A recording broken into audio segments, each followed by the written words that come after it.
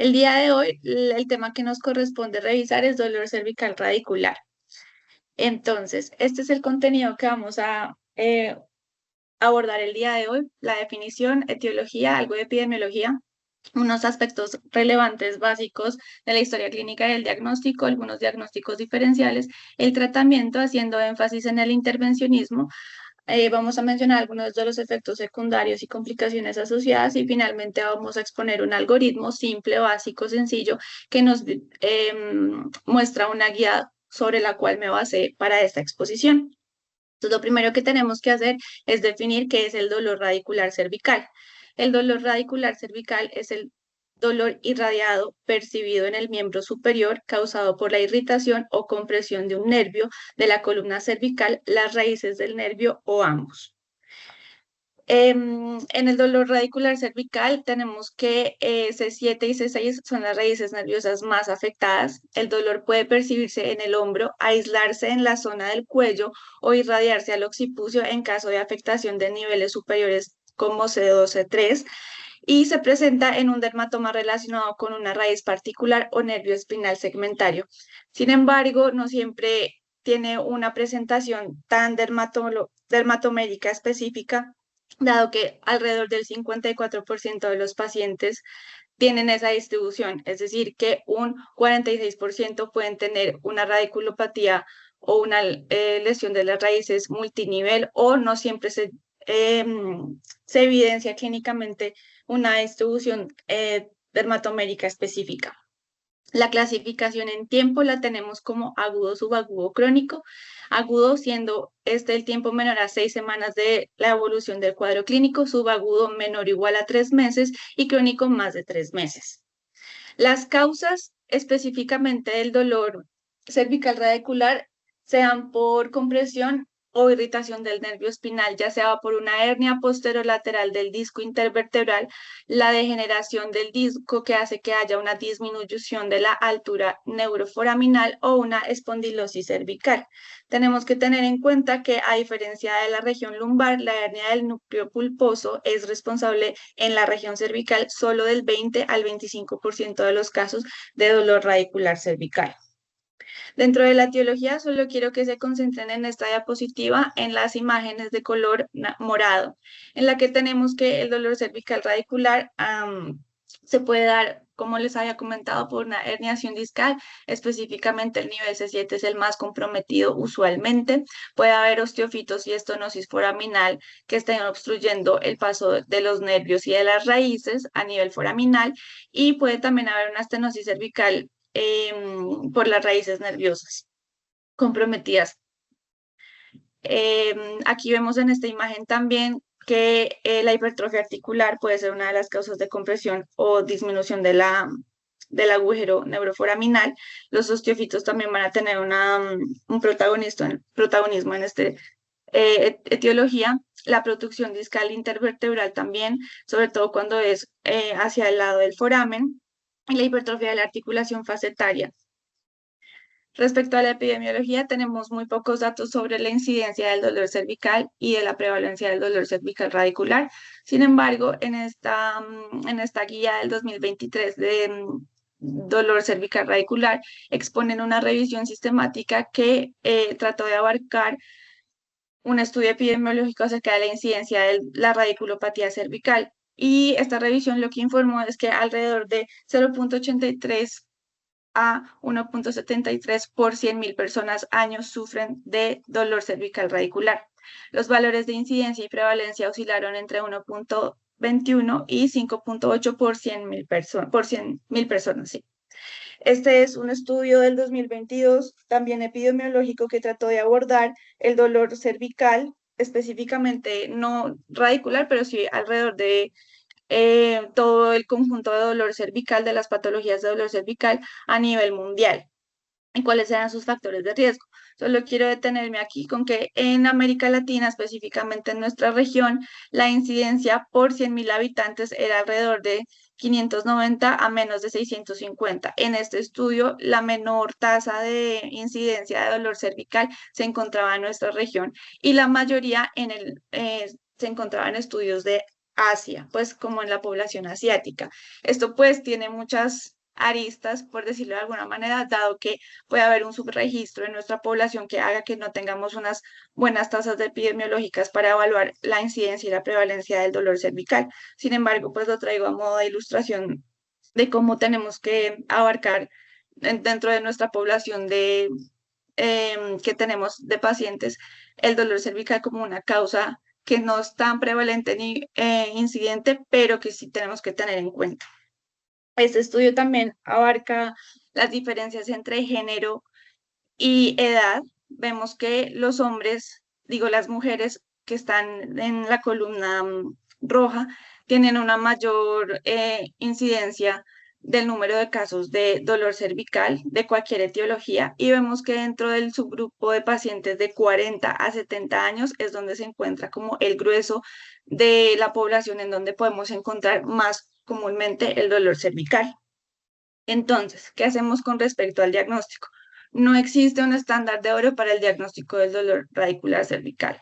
Lo que se debe hacer es un abordaje en triada de la historia clínica, llenarnos de razones a partir de la epidemiología y de los hallazgos clínicos del paciente, de las causas que pueden estar generando ese dolor, el examen físico, como ya les comenté, y las pruebas o ayudas complementarias para abarcar como el abordaje inicial del paciente con dolor cervical.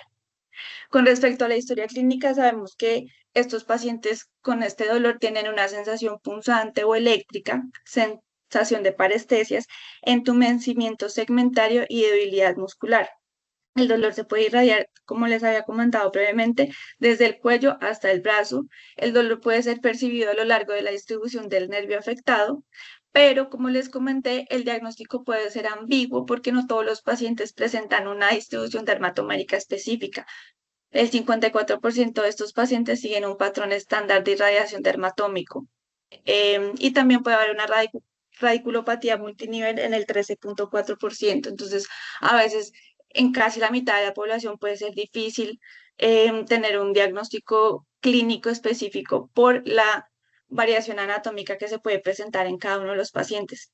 Importante tener en cuenta que los hallazgos clínicos combinados pueden generar una mayor sensibilidad al examen físico.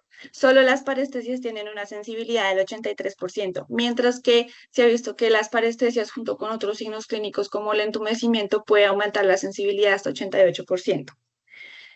Importante tener en cuenta que para determinar el nivel de compresión y descartar la mielopatía hay que hacer un adecuado examen físico y para eso es que existe el examen físico, para descartar otras posibles etiologías asociadas. Hay que evaluar la fuerza motora, los reflejos en extremidades superiores e inferiores, dado que si puede haber una estenosis, por ejemplo, a nivel cervical puede también haber una estenosis a nivel lumbar. Evaluar la hipoestesia y la alodinia, que son pues componentes neuropáticos de este dolor, que claramente tiene un componente neuropático. Se pueden hacer pruebas de provocación que pueden generar un estiramiento o compresión de la raíz nerviosa afectada. La mayoría de estas pruebas que les voy a mencionar más adelante tienen una mayor especificidad que sensibilidad, son muy específicas, no tan sensibles, y la precisión diagnóstica clínica aumenta cuando se combinan los resultados de las pruebas. Este simplemente es un recordatorio de algunas maniobras específicas al examen físico para poder evaluar los pacientes con dolor cervical radicular. La prueba de Spurling o pues de compresión cervical, como les había comentado, tiene una sensibilidad del 40 al 60% y una especificidad del 85 al 95%. El signo de separación del hombro o de alivio del dolor por la abducción del hombro tiene una sensibilidad del 40 al 50% y una especificidad del 80 al 90%. La prueba de distracción cervical, en donde lo que se busca es disminuir la compresión sobre la raíz, tiene una sensibilidad del 40 al 50 y una especificidad del 90. Y finalmente el signo del Hermit, que es más para mielopatía, tiene una muy baja sensibilidad menor al 20% y una especificidad mayor al 90%. Esta es una gráfica, simplemente una tabla para ilustrarles los signos que podemos utilizar sabiendo ya que la sensibilidad realmente es baja y la especificidad es más alta. Se me había olvidado mencionarles en este caso que las maniobras de Valsalva tienen una también baja sensibilidad con 22% y una alta especificidad del 94% para radiculopatía cervical. Este es un resumen de los hallazgos clínicos y de la evaluación clínica que se debe hacer en los pacientes que tienen un dolor radicular cervical, ya sea la fuente del dolor una compresión de la raíz nerviosa, una estenosis espinal o una mielopatía cervical. Lo importante aquí tener en cuenta es individualizar al paciente, saber cuáles son los factores de riesgo asociados, ya vimos por la epidemiología cuáles pueden ser y tener claros los signos clínicos que se pueden presentar. Importante tener en cuenta cuando vayamos a evaluar un paciente con radiculopatía cervical, las banderas rojas, porque eso nos va a permitir tomar algunas conductas y decisiones específicamente respecto a las pruebas y las ayudas diagnósticas. Banderas rojas son aquellos factores de riesgo que pueden generar un indicio de que hay una patología subyacente grave y que se debe actuar inmediatamente. Entonces hay banderas rojas relacionadas con los factores de la edad, los signos clínicos y al examen físico, algunas pruebas, pues como algunos resultados misceláneos que se pueden encontrar y algunos hallazgos neurológicos específicos. Con respecto a las pruebas complementarias, en la fase aguda, del dolor cervical radicular, es decir, en menos de 4 semanas, se indican las imágenes solo si hay signos y síntomas de patología subyacente grave, es decir, si encuentro banderas rojas. En la fase subaguda crónica, que es mayor de 4 semanas, perdón, la radiografía, la resonancia o la tomografía pueden ayudar a evidenciar si hay una radiculopatía cervical no traumática, si se está planeando de pronto un abordaje quirúrgico o si se está pensando en un manejo intervencionista de los que vamos a hablar más adelante. Con respecto a las ayudas diagnósticas complementarias, tenemos que el TAC, la resonancia y la electromiografía pueden ayudar a identificar el trastorno, realizar un seguimiento y guiar el manejo, pero se deben siempre solicitar en un contexto de una sospecha clínica. A partir de la historia clínica y del examen físico, yo mando los resultados, pues los estudios, pensando en alguna patología específica. La resonancia es la mejor imagen para poder evaluar los tejidos blandos, mientras que la tomografía y la mielografía se pueden utilizar para abordar mejor las estructuras óseas o si hay una contraindicación para la resonancia, porque sabemos que la resonancia es como el examen que vamos a utilizar inicialmente. Respecto a la electromiografía y la neuroconducción, la solicitamos cuando queremos identificar el compromiso de la raíz nerviosa específica y el tipo de lesión o si al examen físico hay dudas respecto a la diferencia entre si es un dolor cervical radicular u otras causas neurológicas subyacentes. Siempre estos hallazgos deben contextualizarse según la clínica. Y pues con respecto a las pruebas complementarias, importante tener en cuenta los bloqueos selectivos de la raíz nerviosa cervical. Esto es más para los cuadros crónicos. Lo que uno hace es que con el bloqueo selectivo de la raíz nerviosa cervical identifica el nivel donde se origina el dolor radicular, porque si se identifica más fácil ese nivel, pues es más probable que se pueda intervenir ese nivel específico. Por eso la importancia de los bloqueos selectivos. Puede ayudar a confirmar una relación entre el cuadro clínico y los hallazgos radiológicos. Permite, si es positivo, evaluar si hay una reducción del dolor en más del 50% y esto va a hacer que se pueda generar un tratamiento intervencionista a este nivel y pues las guías recomiendan volúmenes más bajos para este tipo de bloqueos entre 0,5 y 1 cc para que sean más específicos a la hora de identificar la raíz nerviosa espinal dolorosa involucrada, a diferencia de los volúmenes grandes que pueden difundirse a través del tejido y generar un falso positivo. Respecto a los diagnósticos diferenciales, la guía del 2023 de dolor radicular cervical nos trae o nos propone estos diferenciales que son la polirradiculitis infecciosa, la plexopatía, las mononeuropatías, el dolor mecánico referido por patología cervical y claramente la patología primaria de hombro. Entonces, ¿qué debemos esperar del dolor cervical radicular? La mayoría de los episodios de dolor cervical agudo resuelven en los primeros 2 meses. La mitad de los casos van a recurrir a más de un año y la persistencia de los factores de riesgo puede hacer que se perpetúe el cuadro clínico más allá de los 2 meses o pues que pueda recurrir. Ay, perdón. El dolor cervical radicular tiene un peor pronóstico que el dolor axial a nivel cervical y sabemos que el principal factor asociado a mal pronóstico es el reclamo por compensación laboral. específicamente también para los casos de dolor cervical axial. Sabemos que el curso natural es benigno en la mayoría de los pacientes y que alrededor del 70 al 95% mejoran con tratamiento conservador. Entiéndase por tratamiento conservador como un manejo multimodal entre el ejercicio, la terapia física, la farmacoterapia y las inyecciones epidurales con esteroides que más adelante les voy a mencionar. Los estudios radiológicos evidencian que alrededor del 50% de las hernias de disco cervicales disminuyen en alrededor de los 6 meses y el 75% disminuyen en más del 50% en 2 años. O sea que muchos de estos pacientes que puedan tener estos cuadros de herniación discal pueden mejorar y que el abordaje conservador es una de las primeras herramientas que se debe emplear, dado que sabemos que las hernias pues van a retruir. Entonces, con respecto al tratamiento, no me voy a detener en todos los ítems del tratamiento, solo voy a hacer énfasis en el manejo intervencionista, pero es importante tener claro nuestros objetivos, que es reducir el dolor radicular, mejorar la calidad de vida y prevenir la recurrencia. Obviamente, todo el manejo multimodal lo hacemos individualizando al paciente, pero sabemos que el ejercicio, la fisioterapia, en algunos pacientes la terapia conductivo-conductual, la farmacoterapia son herramientas importantes al manejo intervencionista que les voy a comentar. Entonces, ¿cuál es el manejo intervencionista? Hay básicamente 3 puntos. La inyección de corticoides epidurales, ya sea por un bloqueo interlaminar o un bloqueo transforaminal, este abordaje va a ser útil para los cuadros de dolor agudo y subagudo, específicamente el bloqueo interlaminar. El bloqueo transforaminal se considera más un diagnóstico para como bloqueo selectivo de las raíces cervicales. La radiofrecuencia pulsada del ganglio de la raíz dorsal y la estimulación de la médula espinal van a ser el tratamiento de elección en los pacientes con dolor crónico. A los pacientes crónicos, pues las medidas de intervencionismo de bloqueo interlaminar no tiene pues cabida en este momento. Entonces, un poquito les voy a comentar acerca de la inyección epidural interlaminar, solo para recordar cómo es el abordaje.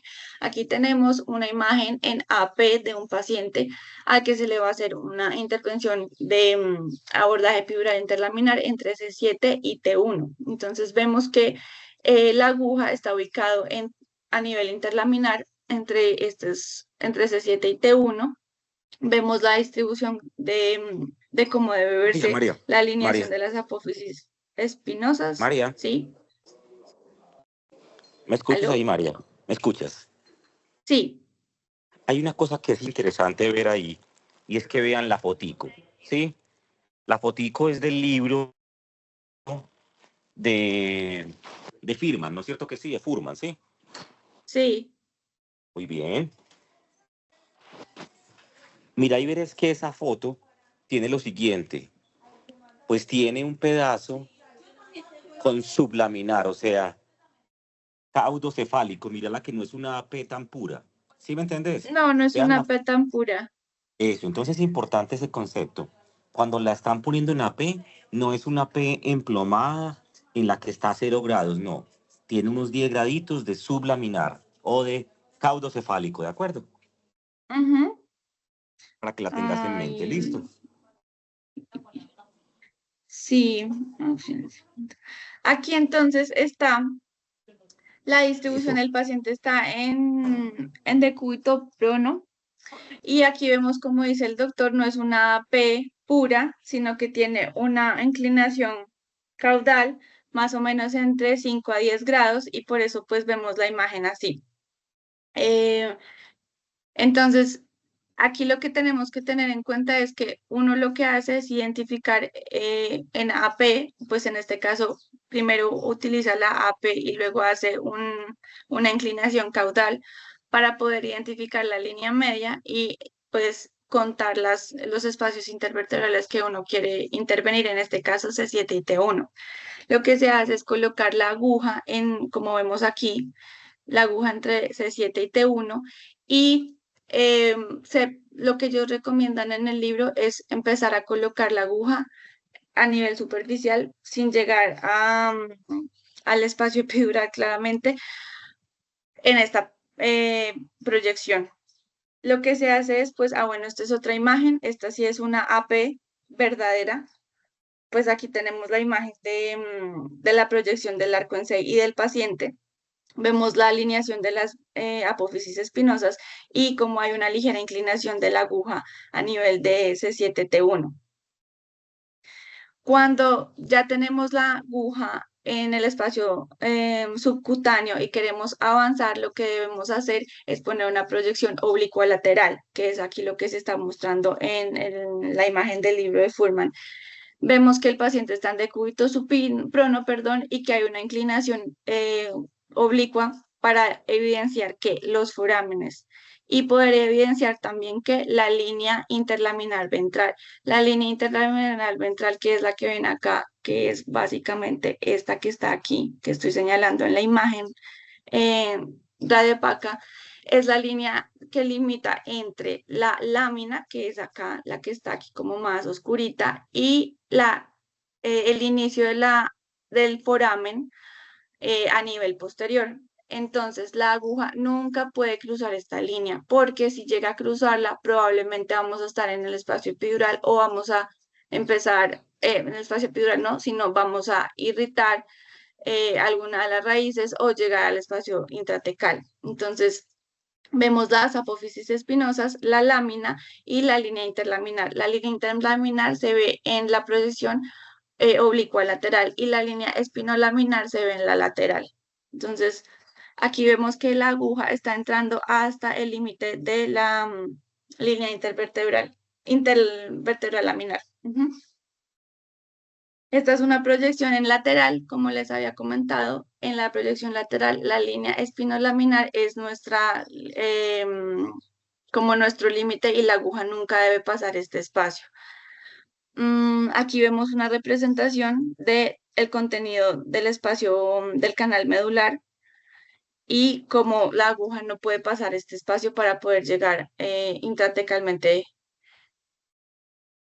de forma inadvertida. Importante tener en cuenta que a nivel de C7 y T1 va a ser muy difícil poder visualizar bien las estructuras dado que están los hombros. Entonces lo que se recomienda es tener una muy buena proyección oblicuolateral porque en la lateral vamos a tener el inconveniente anatómico de los hombros. Esta es una imagen también del libro de Fuhrman que indica la distribución en oblicuo lateral de la inyección por el medio de contraste. Si ven esta línea de aquí, esta es la inyección del medio de contraste. Ya después cuando se llega al límite de la línea interlaminar ventral, aquí está la imagen en lateral. Vemos la línea espinolaminar, que es el límite. Y aquí esto es una proyección antero-posterior de cómo la inclinación, pues vemos que la punta de la aguja está en la línea media. Finalmente, pues con respecto a la evidencia de si las inyecciones epidurales cervicales generan una disminución del dolor en pacientes que tienen dolor cervical y específicamente vemos esta revisión de sistemática del 2015 en donde a partir de esta revisión se empezaron a evaluar que hay evidencia contundente con respecto al uso de las inyecciones epidurales cervicales para el control del dolor de cuello. Se incluyeron 7 estudios que valoran las inyecciones epidurales interlaminares para el tratamiento de hernia discal o radiculitis, estenosis espinal central y dolor discogénico sin dolor facetario y síndrome postquirúrgico. Es decir, eligieron una población que tenía tanto componente de dolor axial cervical como componente de dolor radicular cervical. La evidencia se basa en un ensayo relevante y de alta calidad que respalda la eficacia de las inyecciones epidurales interlaminares cervicales para cada etiología particular. En la revisión sistemática no hubo ensayos aleatorios disponibles que evaluaran la eficacia de las inyecciones epidurales transforaminales cervicales en este momento, pues para el 2015. Y el uso de inyecciones epidurales interlaminares de corticoides con anestésico local para el dolor radicular cervical tiene una evidencia nivel 2 de efectividad según los múltiples ensayos clínicos controlados que esta guía pues buscó. Con respecto a la intervención de las intervenciones epidurales en el manejo de dolor crónico, de la Sociedad Americana de Médicos que manejan el dolor, la ACIP. Ellos recomiendan que para la hernia de disco la evidencia es de nivel 1 para las inyecciones epidurales interlaminares cervicales guiadas por fluoroscopia. Tiene una fuerte recomendación para la efectividad a largo plazo y para la estenosis espinal la evidencia es de nivel 2 para las inyecciones interlaminares guiadas por fluoroscopia, teniendo una moderada fuerte efectividad a largo plazo. O sea, para las hernias de disco, esto tiene la evidencia que necesitamos para determinar el manejo. Con respecto a la inyección epidural transforaminal, que ya no es lo que se utiliza de primera línea en el periodo agudo subagudo, no es la primera línea, sería una segunda línea y ya sería un abordaje para el bloqueo selectivo de las raíces cervicales. Tenemos que es un bloqueo un poco más engorroso con respecto a los efectos secundarios o a las complicaciones que pueda generar. Entonces aquí vemos una visión postero-anterior. Aquí vemos el paciente en decúbito supino y la proyección que tiene el arco en C, que es una oblicua lateral con una inclinación hacia caudal. Vemos entonces que los forámenes se ven mucho mejor en esta proyección oblicua y vemos las relaciones de las vértebras. Vamos a hacer un bloqueo para la imagen entre C6, el bloqueo foraminal de C6. Entonces, lo que se recomienda es que se haga una proyección en este punto porque es donde mejor se ven los forámenes y que la aguja no vaya a sobrepasar el espacio epidural de forma anterior, o sea que la proyección de la aguja no se vaya hacia anterior del foramen, sino hacia posterior. ¿Por qué? Porque hacia anterior tenemos la arteria vertebral. Entonces, para evitar una lesión vascular y para evitar una irritación o complicación adicional a nivel intravascular, la aguja se debe proyectar en el espacio foraminal hacia la parte posterior. En una vista también posterior anterior con inclinación hacia caudal, vemos que la aguja no debe sobrepasar más de la mitad de la apófisis articular, ¿listo? Y que en una proyección postero anterior, la aguja siempre debe estar como guiándose con respecto a la arteria vertebral. Es difícil hacerlo en fluoroscopia, por eso lo que se recomienda es tener un abordaje que no sobrepase la mitad de la apófisis articular y lo que se puede hacer es tener una ayuda de la angiografía, pero pues no, en este caso no sé si tenemos experiencia con el angiógrafo para evaluar eso, pero bueno, lo que se utiliza es la fluoroscopia y se debe dejar claro que siempre la fluoroscopia es el examen que se utiliza para hacer este tipo de bloqueos. Importante tener en cuenta la angulación con la cual se encuentra, con la cual se debe entrar para no irritar el ganglio de la raíz dorsal y no irritar ninguna de las estructuras vasculares. Este ángulo que ven aquí aproximadamente en los estudios es de 50 grados. Y aquí con respecto a la inyección epidural transforaminal, vemos en la imagen A como la proyección postero-anterior del paciente, la aguja no está sobrepasando la línea que les había comentado previamente y la inyección del medio de contraste hace que se tenga una difusión a nivel radicular. En la imagen B lo que vemos es una imagen oblicua también con la diseminación del medio de contraste y la imagen C nos muestra también una proyección posterior anterior de el flujo del medio de contraste alrededor del pedículo. Esta es otra imagen. Em, la imagen B lo que muestra es una imagen fluoroscopia en una proyección posterior anterior utilizando la sustracción digital, que en teoría lo que hace la sustracción digital es evaluar si hay un flujo del medio de contraste hacia el espacio intravascular. Sin embargo, se ha demostrado que esto no genera una mayor seguridad con respecto a la realización del bloqueo que no hacerlo con eso. La inyección epidural transforaminal, entonces, permite la administración más precisa del medicamento en el nervio espinal afectado porque va a haber pues una difusión hacia la raíz nerviosa y va a ser mucho más preciso colocar el anestésico local o el esteroide en ese punto. Sin embargo, es importante tener en cuenta los efectos secundarios y complicaciones, incluida la muerte. No hay evidencia de mejores resultados clínicos de la inyección transforaminal en comparación con la inyección interlaminar. Sin embargo, sabemos que la inyección interlaminar es más segura. Se debe realizar la inyección transforaminal bajo guía fluoroscópica con contraste con corticoide no particulado, porque el particulado se ha visto que se asocia a infarto medular, a embolismo y muerte.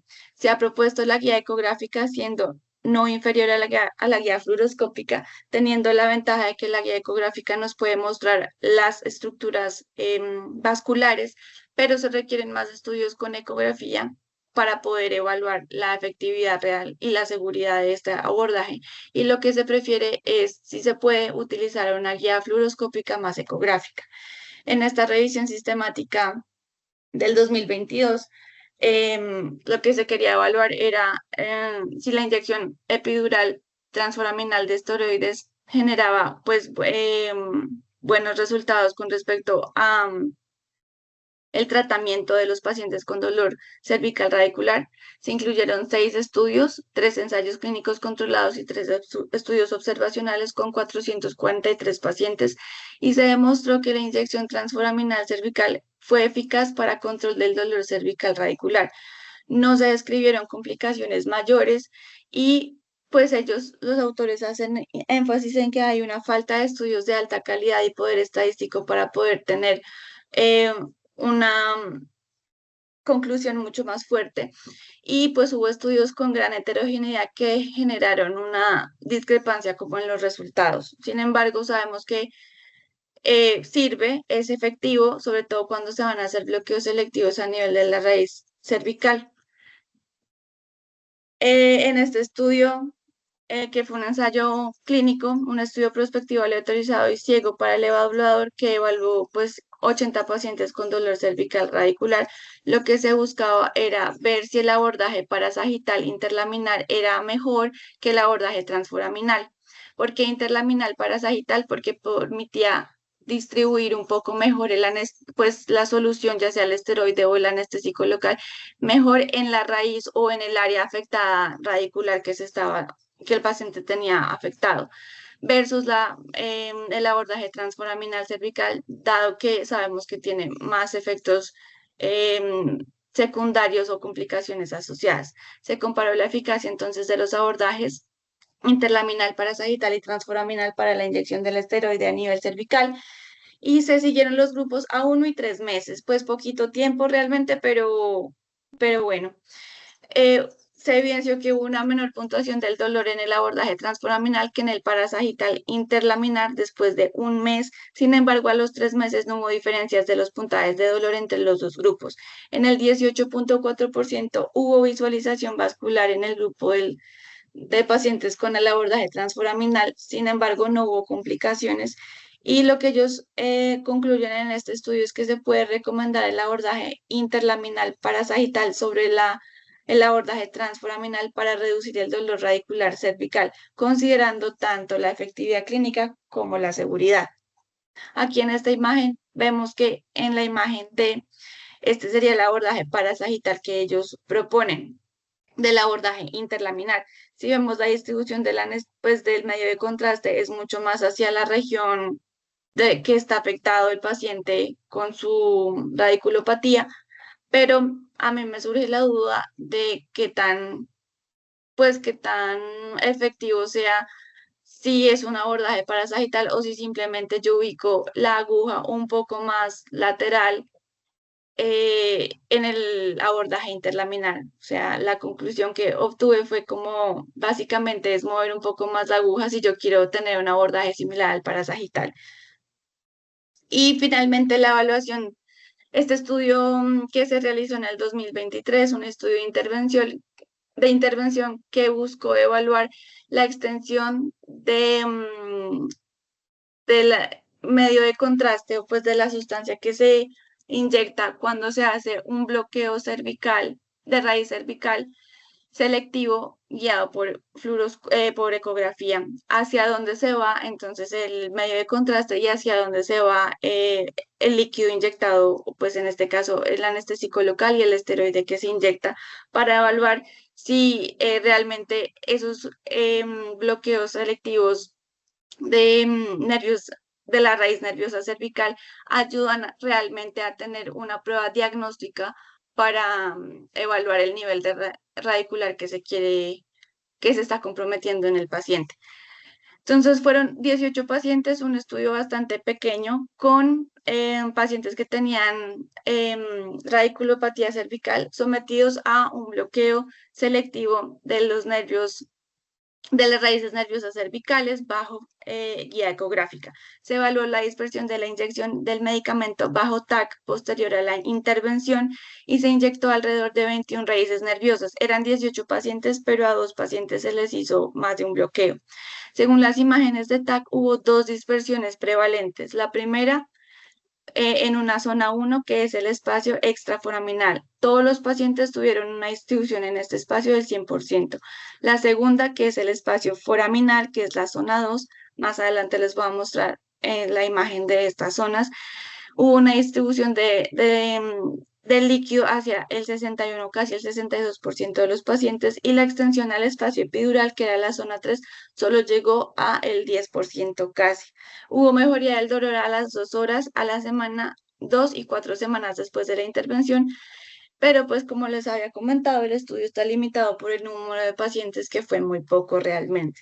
Entonces, lo que los autores hicieron en este abordaje fue, con la guía ecográfica, ubicaron entonces las apófisis transversas de C7 con su tubérculo prominente, y luego, después de haber su tubérculo prominente posterior, luego de haber ubicado C7, subieron a niveles cefálicos hacia C6, C5 y C4.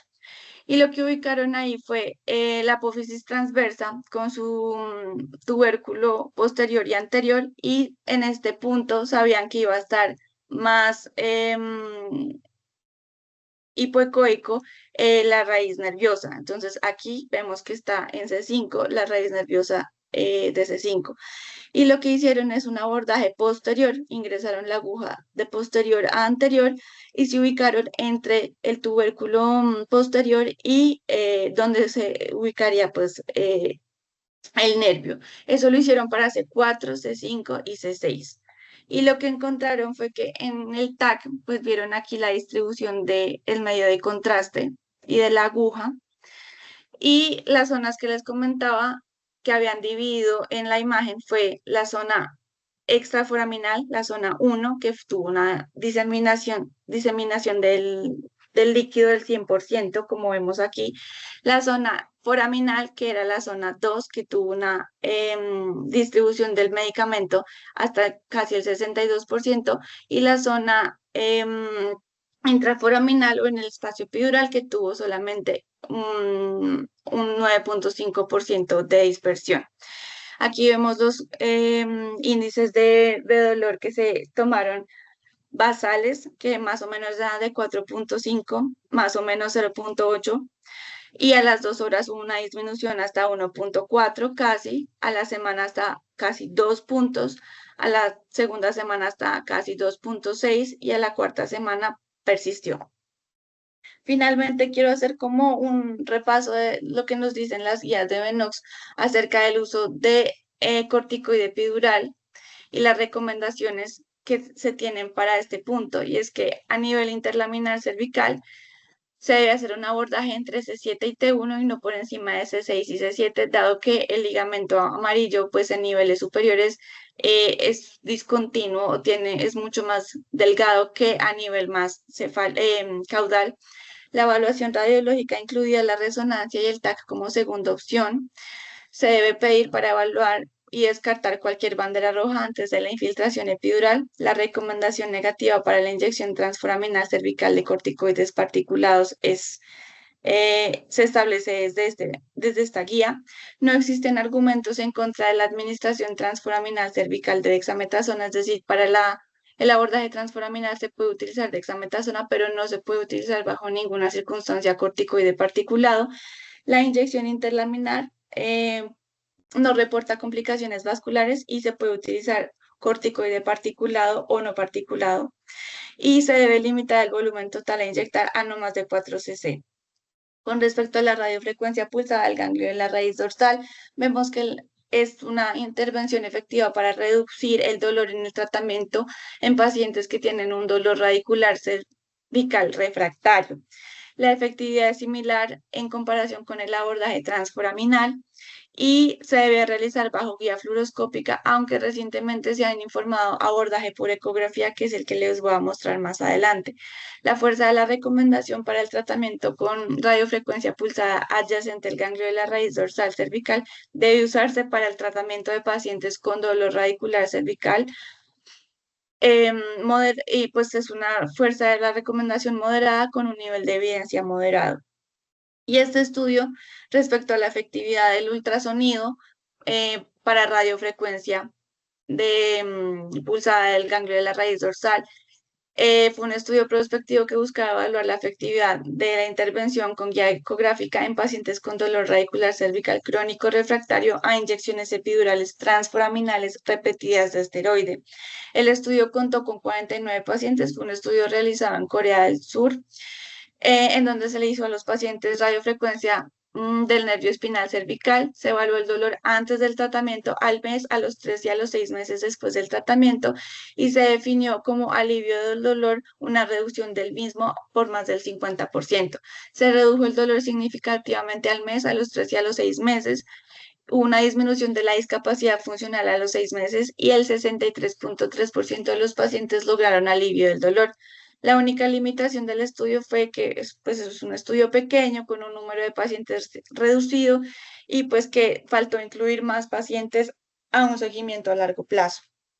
Esta fue la imagen como, con la que ellos hicieron la radiofrecuencia, entonces ubicaban el paciente en decúbito supino con una inclinación lateral de 15 grados del lado que no estaba afectado, exponiendo el lado afectado, y lo que hicieron es con un transductor lineal, ubicaron entonces el nivel que se quería bloquear, pues que se quería generar la radiofrecuencia de la misma técnica que les había mostrado previamente ecográfica, en donde se ubicaba la apófisis transversa cervical y se ubicaba la raíz nerviosa. Entonces tenían un abordaje también de ingreso de posterior a anterior.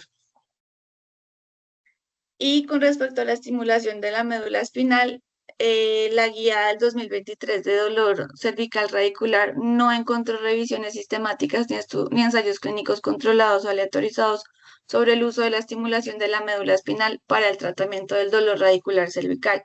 La efectividad en estudios observacionales pequeños se ha documentado en pacientes con dolor cervical axial con o sin dolor radicular y pues la guía menciona un registro internacional que evaluó la efectividad para la estimulación de la médula espinal cervical y encontró que hubo solo 9 pacientes con síndrome de cirugía de cuello fallida y dolor radicular cervical que se beneficiaron de la implantación de la estimulación medular espinal y que sí les funcionó, pero realmente era un grupo de pacientes muy reducido.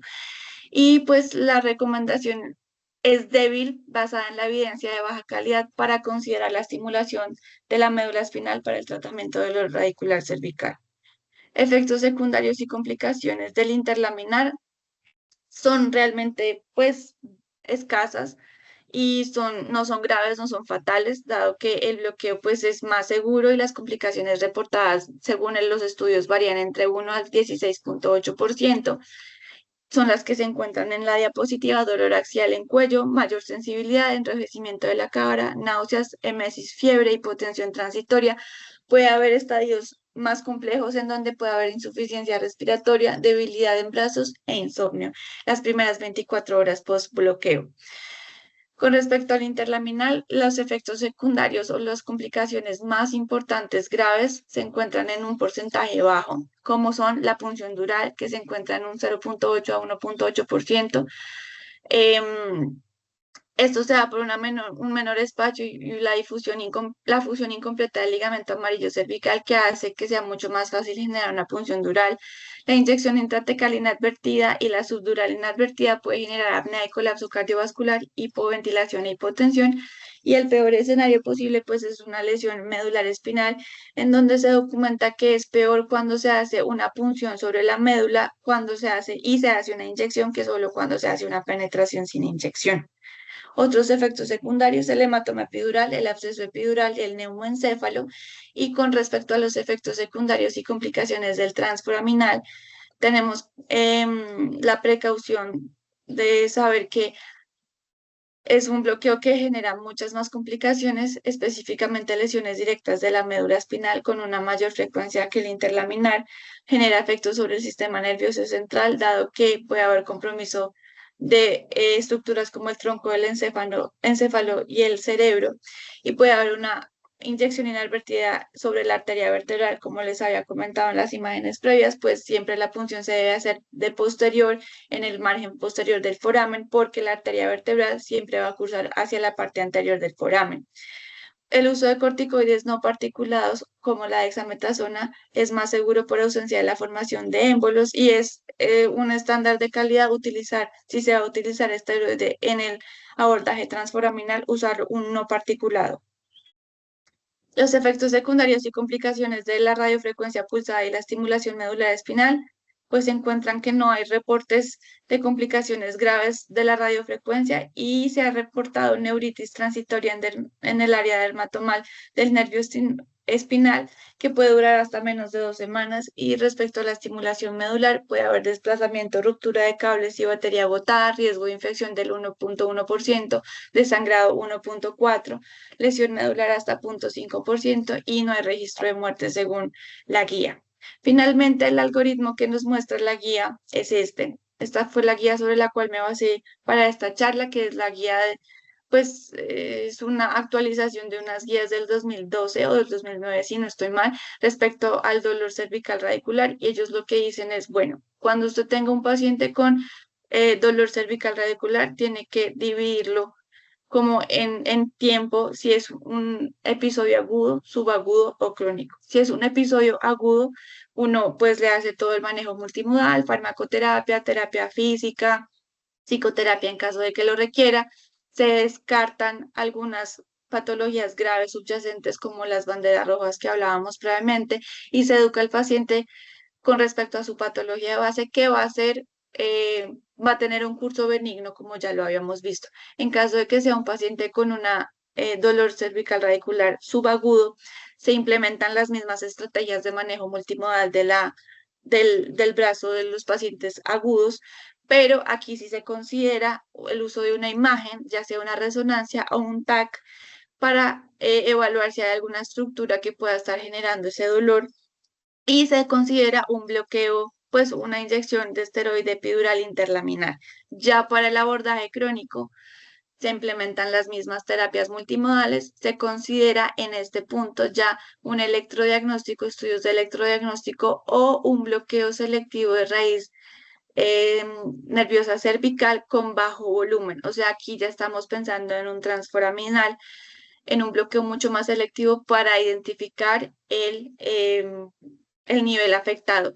Y una vez se identifica el nivel afectado, efectivamente se pasa de una vez a la radiofrecuencia. Aquí no se ponen a buscar si hay o se considerar una inyección interlaminar, sino de una vez un bloqueo selectivo y si es positivo, si tiene una mejoría del dolor con más del 50%, pasa de una vez a una radiofrecuencia pulsada del ganglio de la raíz dorsal.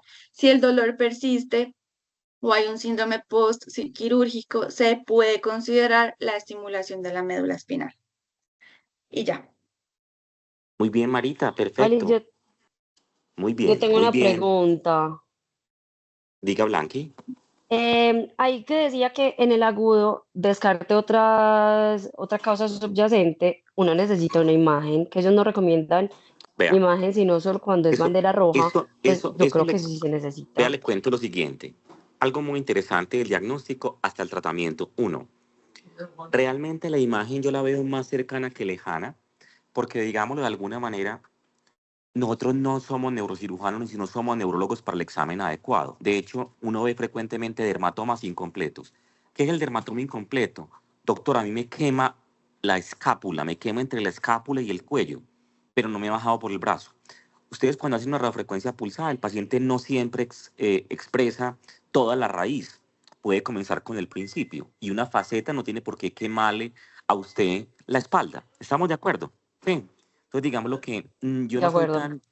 tan decir que no, porque existe algo muy interesante y es que los esteroides sirven en la aguda y la subaguda, pero digámoslo que la aguda para nosotros frecuentemente no la vamos a tener. Entonces, digámoslo de alguna forma, que yo no excluyo la imagen tan temprana, siempre mandatoria en la subaguda, pero no la excluyo tan temprana, ¿sí? Segunda cosa que es muy importante es en la semiología, lo que decías vos, los signos y los síntomas, pero en los síntomas, en los signos, muy importante la comparación de los dermatomas altos, me explico. Hacer en cuello lo que es C3, hacer entre cuello y hombro lo que es C4, en hombro lo que es C5 y de ahí para abajo 6, 7 y 8. Oiga, 8, ¿por qué digo 8? Porque todos los otros más o menos son accesibles, menos 8. Tener una radiculopatía C8 aislada es completamente poco frecuente. Segundo punto interesante, ustedes ven que frecuentemente se hace el bloqueo de nervio selectivo en las guías, pero no lo estamos haciendo en la práctica real. No No, importa si es subagudo o crónico, la persona va para esteroide epidural. ¿Estamos de acuerdo? sí. Muy bien, Sí, entonces de digamos ahí acuerdo. viene el planteamiento. La dicotomía en la guía nos hace ver de pronto por qué no nos va tan bien con esos pacientes. Ahora, tercero, yo el bloqueo de nervio selectivo es la periforaminal, buscando la imagen en semiluna, que es lo que quiero con el eco, va a ser mucho mejor que hacerlo con el fluoro. Transforaminal en la mente no debe existir. Existe periforaminal o bloqueo de nervio selectivo. Y el bloqueo de nervio selectivo tiene dos funciones, terapéutico, pero también es muy diagnóstico. Cuando tengo el paciente de cierto grupo de edad que puede ser quirúrgico, pero yo no sé mandárselo al cirujano y tiene 4 niveles estenosados, el cirujano siempre le dice, no, es que es una cirugía muy grande. Y uno le dice, no, no, no, mi llave. Yo le hice un periforaminal y descubrí que la raíz que le duele es C6. Y con eso le hace usted una foraminotomía en C6 pura. ¿De acuerdo? Cuarto punto. De Ujú. acuerdo. Cuarto punto. Haga siempre epidural interlaminar buscando la ventrolaminar con oblicua contralateral. La oblicua contralateral debe ser de 50 grados, un mínimo de 40 grados. Y si la hace a menos grados, digamos lo que usted ya comparte con usted mismo el riesgo de qué tan cercana está o no. Lo interesante es que haciendo esto usted pierde la resistencia de manera real y de alguna forma no comienza a perder la resistencia de manera temprana, siempre con, ¿cómo se llama? ¿Cómo se llama? Con extensión, con dosis de prueba. Pero algo muy interesante en el Benelux, recuerde que lo que menos particula aparte de cualquier cosa, es usar salino. ¿Estamos de acuerdo? Sí, Pero ustedes Sí, ven que todo lo que lleva en nuestra práctica, en nuestros colegas, todo lleva anestésico local. ¿Sí o no? sí. Entonces, viene un quinto punto interesante. Hay por lo menos un trabajo mostrando que el retrolaminar puede ser una alternativa a la epidural interlaminar. Yo estoy explorando dentro de mí qué tanto el retrolaminar y el ESP en T1 me pueden, digámoslo, suplementar una epidural interlaminar, sobre todo cuando tengo un componente muy mixto. El problema es que qué hago después cuando no le va bien. De alguna manera, sí puedo tener 3 meses de dolor. Ahora la radiofrecuencia pulsada. La radiofrecuencia pulsada cervical debe ser tan frecuente como a nivel de dolor radicular. ¿Sí o no? Lumbar. Pero no la vemos tanto. Yo la hago en decúbito lateral, no la hago en decúbito supino con lateralización del cuello, porque cuando la hago en decúbito lateral, que es el seminario que me falta mostrarles en vivo el taller, que se los estoy debiendo, me permite ver en el mismo momento todos los forámenes y me permite ver las arterias y mi trayecto de una manera más ergonómica. Ahora, ¿qué tanto cuando pulso yo de esta manera pulso la raíz o pulso el ganglio? Siempre es una duda. Digamos que la duda sexto séptimo se puede diluir utilizando estimulación del ganglio de raíz dorsal pulsada endocanal. ¿Listo? Endocanal. Endocanal, digamos lo que es más fácil de pronto que si lo quiere hacer usted lateral o cuando no puede entrar de manera lateral por cualquier estenosis. Finalmente, algo que no está en el algoritmo tan claro es que yo también puedo tener en el postlaminectomía algo de deshiolisis. Y yo creo que es interesante entre nosotros hacer una deshiolisis más endocanal antes de pasar a un estimulador de ganglio a un estimulador medular. Listo. Ok. Ahora, ahora algo que es muy importante. eh, hay que hacerlo, hay que hacerlo con bajo volumen los bloqueos de nervio selectivo, porque si no de alto volumen usted no sabe dónde está. ¿De acuerdo? Y por último, el volumen que va a captarle el espacio epidural cervical nunca va a ser por encima de 4 mililitros, ¿de acuerdo? Sí. Entonces, yo frecuentemente, cuando no veo cómo entrar en C7T1, entro en T1T2, avanzo el catéter de manera contralateral un pelito, y cuando digo un pelito es que me quedo en C7, y ahí inyecto 1 mililitro de contraste y veo qué tanto me llena. Y ahí sí pongo mi esteroide. Aunque la guía de Benelux dice que usted puede aplicar epidural interlaminar con esteroide particulado, yo aplico no particulado. ¿De acuerdo? Y la Sí. De segunda razón acuerdo. para aplicar también no particulado es que mi traducción a radiofrecuencia del ganglio de la raíz dorsal cervical es muy rápida. ¿De acuerdo? Porque la mayor parte de los que me tocan a mí son subagudos, no son agudos. ¿Sí? Cierto.